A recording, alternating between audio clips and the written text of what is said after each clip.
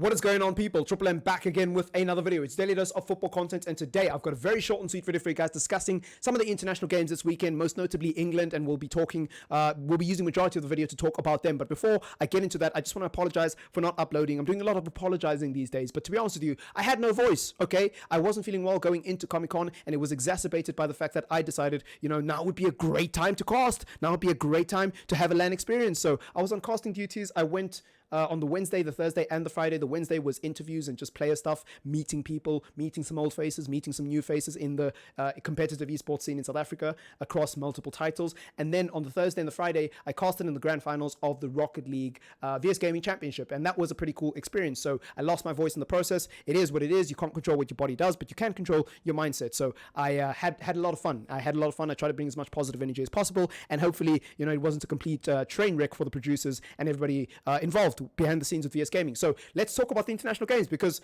before we get into England, I want to talk about Portugal. Diego Dalot especially. He had a man of the match performance. He scored a brace, and he surprised a lot of people by putting in a performance that I don't think many people thought he was capable of. Now, context, it is Czech Republic, and Czech Republic are not the litmus test of good performances, right? Czech Republic aren't the measuring stick of international football. They're not the end all be all. You don't beat Czech Republic and suddenly become a good international team, a serious candidate for winning the World Cup. However, Portugal can only play what's in front of them, and Diego Dalot is a player who's come under a lot of unfair criticism, in my humble opinion. And the reason why I say that is because I remember in the dark ages of the Norwegian boss that we used to have at Manchester United, let me just say his name, Ole Gunnar Solskjaer, the dark ages of Ole Gunnar Solskjaer, we were told that Diego Dalot isn't good enough because he isn't physical enough and he isn't doing it in training. And it's funny because that's why he wasn't starting, right? That's the reason. It was a foregone conclusion. Even though none of these people were in the training ground, none of these people had access to anyone who worked for Manchester United. So how they knew this, I don't know. But people weren't presenting this as an opinion, they were presenting it as a fact. Basically, if you went on Twitter and said, why is Diego Dalot not getting a chance? People would come at you saying, you're not the coach of the team. How dare you have an opinion about football? You're not the coach. You're not a licensed UEFA manager. How dare you tell Ole Gunnar Solskjaer what to do? He's the one who's getting paid for Manchester United. He knows what he's doing. He knows best, and he's a legend of this football club. How dare you question his integrity as a manager? How dare you question his ability to spot talent? Clearly, Diego Dalot isn't good enough. Okay, so why is Erik ten Hag picking him then? I don't know. Just tell me. Why is Erik ten Hag picking him then? Did he sprinkle some stardust and make him a good enough player overnight? Did he wave his magic wand and give him the qualities to suddenly be a good enough right back to play in the Erik ten Hag system? No. Diego Dalot has some positive qualities to him. Yes, defensively, he has a lot of weaknesses that he still needs to iron out. But going forward, he has so much to offer. And it isn't just about putting in a cross. It isn't just about getting the final pass to the assist. It's about the build-up play. It's about the things that you do that goes over most people's heads, and he does that so well. On top of that, he got 2 goals. What more do people want from this guy? Now, granted, he needs to be consistent across the season. 7 games in the Premier League and 5 games in the Nations League doesn't suddenly make you a good defender. I completely understand that, and I'm not saying that Diego Dalot is the solution to Manchester United's right-back problems. In fact, I still think we need to sign a right-back anyways, because Wan-Bissaka is not good enough, and if Diego Dalot gets injured, we're in big trouble. But he's holding down the fort.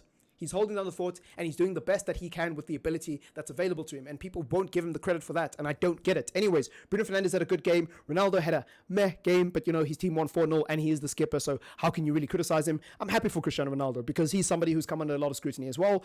Hasn't really started many games for Manchester United, so he gets to lead out his team to a 4-0 win in the Nations League. He probably feels good about himself. He probably won't be happy that he didn't score, because we know how Cristiano Ronaldo is, but I feel like he's matured a lot in his late ages. So yeah, anyways, let's talk about England a little bit. I wanted to look at some of these statistics because I think it's important that they be discussed. Now, there's the obvious thing of England have played 5 matches. They haven't scored any goals from open play. This one goal came in a penalty. I don't remember who it was against because I don't watch England's games. I'm going to be honest with you guys. I haven't watched England properly since the final of the Euros. I watched them against Italy expecting a competitive game of football and expecting a game that was aesthetically pleasing for neutrals to watch, but it was quite the opposite. England were flat, they were dull, they were boring. They didn't really, for me, do enough to warrant saying, hey, we deserve to win that game, or hey, we might not have won the game, but we at least put in a good performance. I don't think it was a good performance. And people will think that's hate. People will think that's an agenda. But why would I have an agenda against England? I don't support any international teams apart from my home country. And my home country is useless. So I've got no agenda. I've got no rivalries. I've got no salt towards any international team. When I watch international football, my tribalism is left at the door. And all I'm looking at is just as a purist, as a person who enjoys football, as a person who likes talking about tactics, as a person who likes breaking down performances. I don't think England have been that good. And I titled the video, Are England Wasting Their Golden Generation? And it's a valid question because They are enjoying 55.8% of the possession in a majority of their games on average, which is not a bad thing. It's not a great thing either. The thing about possession stats is they can be misleading, right? Because just because a team is enjoying majority of the possession, it doesn't necessarily mean that they're being productive, right? If they're not creating chances, if they're not pinging balls through into the final third, if they're not occupying the half spaces, and if they're not getting the ball into threatening areas, it doesn't mean anything. Also, if they're not creating quality chances for their number 9, it doesn't mean anything. And most importantly, if you're not scoring goals from open play, doesn't matter how much possession you have. But let's look at some of these stats, right? They hold majority of possession, so that's a good thing. Their pass accuracy in their own half and in the opposition half is pretty decent. It's pretty decent. But duels won per game, both ground duels and aerial duels, are sitting at 49.1%. That's not a good thing. Now, in terms of ground duels, they're just over 50%, which, again, not good enough. And in terms of aerial duels, they're sitting at under 50%. So they're losing majority of their aerial duels.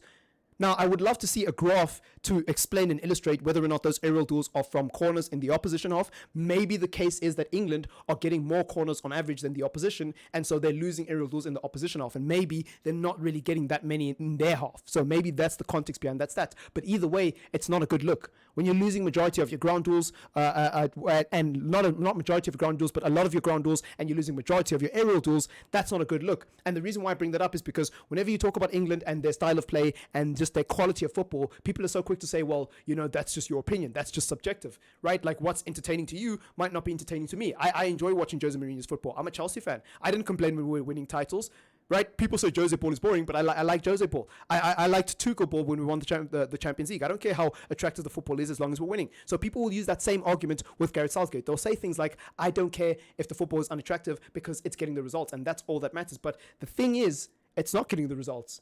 And I'm not just talking about games won. I'm not just talking about goals scored from open play. I'm talking about duels being won. I'm talking about chances being created. I'm talking about balls being played into the final third that lead to chances where you would expect England to score. It's not enough.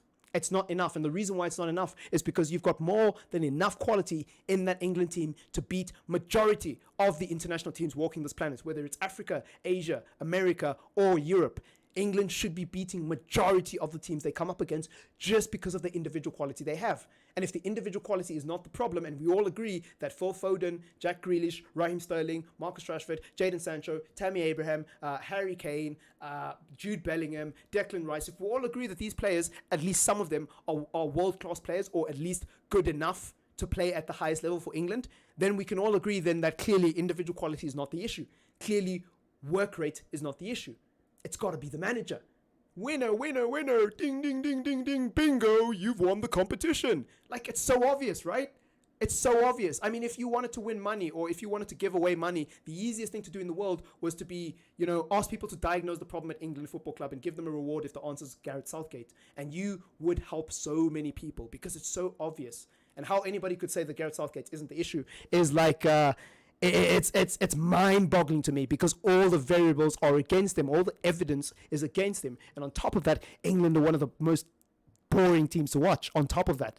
And some people might not care about that, but I do. So there you go. Anyways, I've waffled enough about England in this video.